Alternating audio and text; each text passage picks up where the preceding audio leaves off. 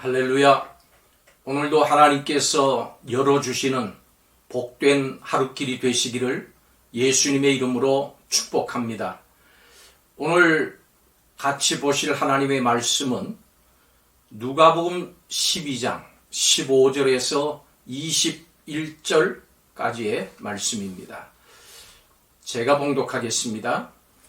그들에게 이르시되 삼가 모든 탐심을 물리치라.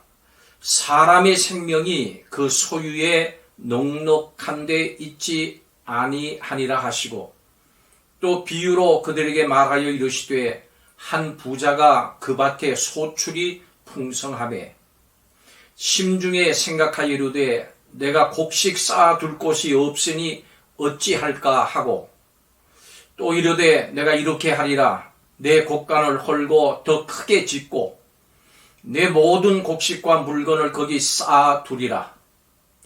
또 내가 내 영혼에게 이르되 영혼아, 여러 해 쓸 물건을 많이 쌓아두었으니 평안히 쉬고 먹고 마시고 즐거워하자 하리라 하되, 하나님은 이르시되 어리석은 자여, 오늘 밤에 내 영혼을 도로 찾으리니 그러면 내 준비한 것이 누구의 것이 되겠느냐 하셨으니, 자기를 위하여 재물을 쌓아두고 하나님께 대하여 부여하지 못한 자가 이와 같으니라. 아멘. 오늘날 대부분의 사람들이 무엇보다도 물질적인 부여를 추구하면서 살아가고 있습니다. 그 이유는 보다 행복하기 위해서이겠죠. 그렇지만 우리의 주위를 살펴보면 가난해도 행복한 사람이 있고 부여해도 불행한 사람들이 있습니다. 그러니까 이 말은 부여라고 하는 것이 절대적인 행복의 조건이 안 된다고 하는 말이죠. 돈만 있으면, 돈만 많으면 행복하겠다라고 하는 생각은 그러므로 틀린 생각입니다.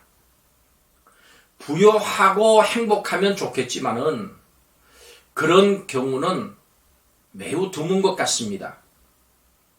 오늘 말씀에서 예수님께서 사람의 생명이 그 소유에 넉넉한 데 있지 아니하니라 하시면서 이 한 부자의 이야기를 들려주셨습니다. 이 이야기의 목적이 재산이 아무리 많다고 할지라도 사람의 생명이 거기에 달려있지 않다는 것을 가르쳐 주시기 위한 것이지요. 한 부자가 밭에 소출이 풍성했습니다. 그래서 쌓아둘 곳을 찾는데 쌓아둘 곳이 없어요. 고민을 하다가 창고를 더 크게 지어서 모든 곡식과 물건을 거기에 쌓아두자, 이렇게 생각을 했습니다. 그리고는 자신의 영혼을 향해서 이르기를, 영혼아, 여러 해 쓸 물건을 많이 쌓아두었으니 평안히 쉬고 먹고 마시고 즐거워하자, 이렇게 했습니다. 이 이야기는 예수님의 이 말씀 하나의 질문으로 끝을 맺습니다. 하지만 하나님이 오늘 밤 그의 영혼을 불러간다면 그 많은 것이 누구의 것이 되겠느냐. 그리고 이 부자를 하나님께서는 어리석은 자야, 이렇게 부르셨습니다. 사람이 보기에 지혜로운 것 같아도 하나님께서 어리석다 그러면 그게 진짜 어리석은 겁니다. 그러므로 이 사람은 진짜 어리석은 사람입니다. 부자인 것도 인정하셨지만은 어리석은 사람이라고 말씀하셨습니다. 이것도 진짜입니다.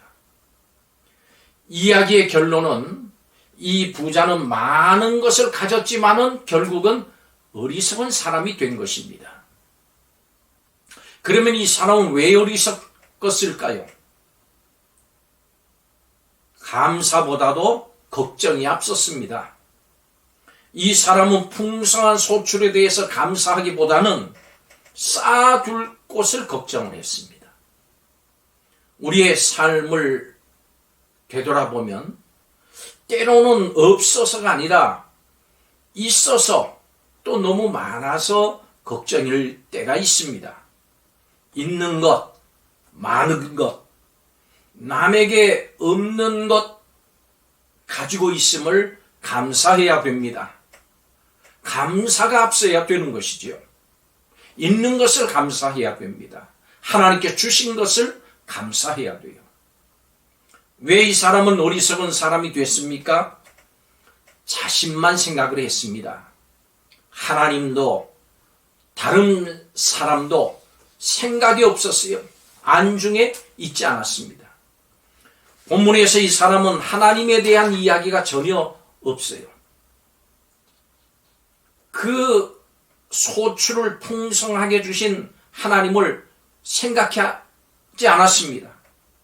있는 것, 많은 것을 서로 나누면서 함께 살아야 된다고 하는 것을 잊어버리고 자기 자신만 생각을 했습니다. 그래서 저장할 곳을 걱정하는 그야말로 어리석은 사람이 된 것입니다.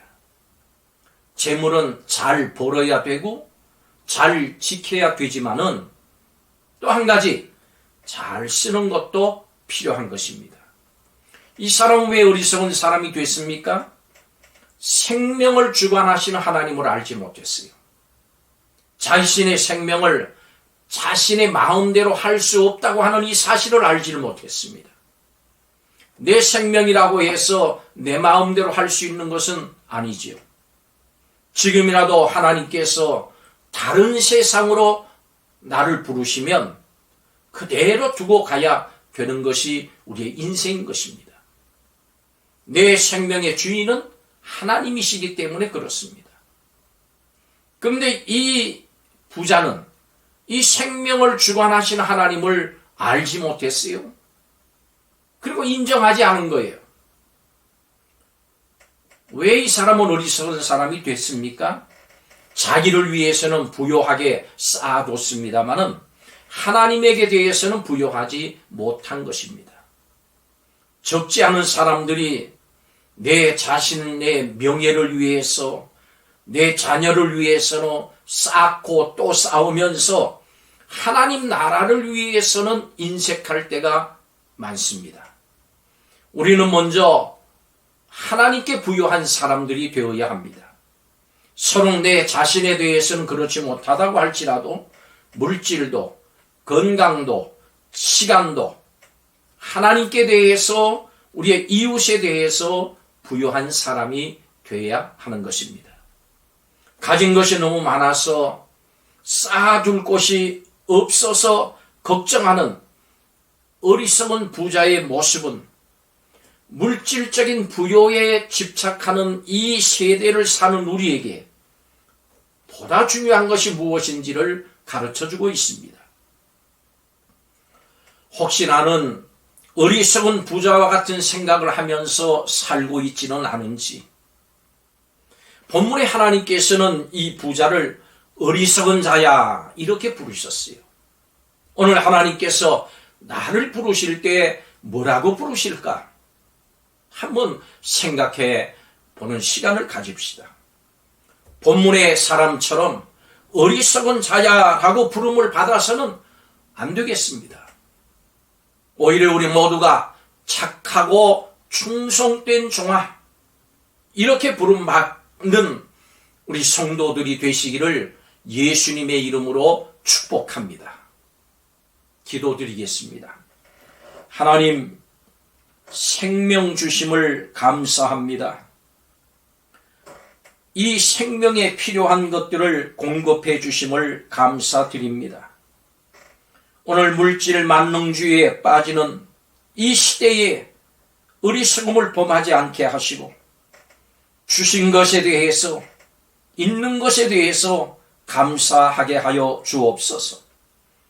모든 것의 주인이신 주님께 또 우리의 이웃에게 더욱 부요한 삶을 살게 하여 주옵소서.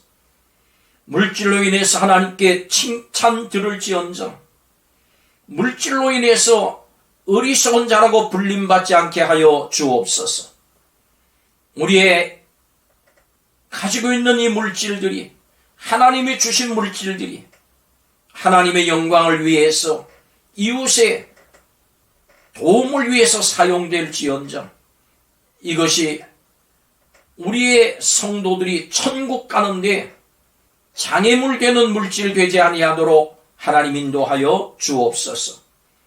우리 모두가 지혜로운 청지기, 하나님께 부요한 청지기들이 다 될 수 있도록 우리를 인도하여 주옵소서.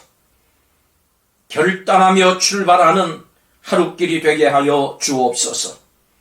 예수님의 이름으로 기도하옵나이다. 아멘.